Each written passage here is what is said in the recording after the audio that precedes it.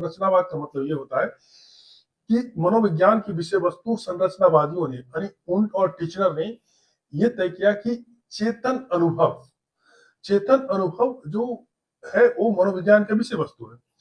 तो उन्होंने कहा कि मनोविज्ञान का जो विषय वस्तु चेतन है, आखिर इस चेतना में होता क्या है, इसके तत्व क्या है, what are the components of consciousness, ये उसका मूल विषय वस्तु था।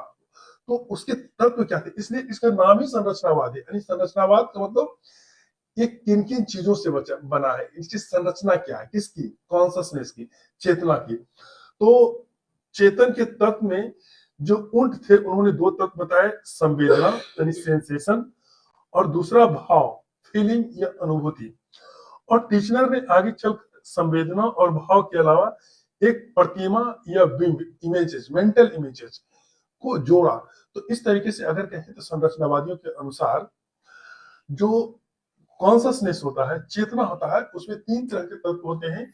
एक संवेदना है, दूसरा भाव और तीसरा प्रतिमा। संवेदना और भाव दोनों के कॉमन थे, ऊंट ने दिया था और टेचनर ने भी उसे माना। और टेचनर ने एक और उसमें जोड़ा, प्रतिमा। देखिए, तो जब हम संवेदना कहते हैं तो संवेदना का मतलब क्या होता है? संवेदना का मतलब ये होता है कि जो भी बाहरी दुनिया से जो कुछ भी हमें मिल रहा है वो सेंसेशन के जरिए मिल रहा है, संवेदना के जरिए मिल रहा है। हम दुख, दर्द, फीलिंग या फिर टेम्परेचर का अनुभव जो हम बाहर से देखते हैं, सुनते हैं, ये सब सेंसेशन का पार्ट है। अगर ये नहीं रहेगा तो हमें किसी तरह का चेतना नहीं होगी, इसलिए ये एक इसका कंपोनेंट है। और भाव, जब हम कोई चीज सेंसेशन के जरिए अनुभव करते हैं तो कोई ना कोई फीलिंग आती है, सुख, दुख, हर्ष, विषाद, क्रोध, इस चीजों का।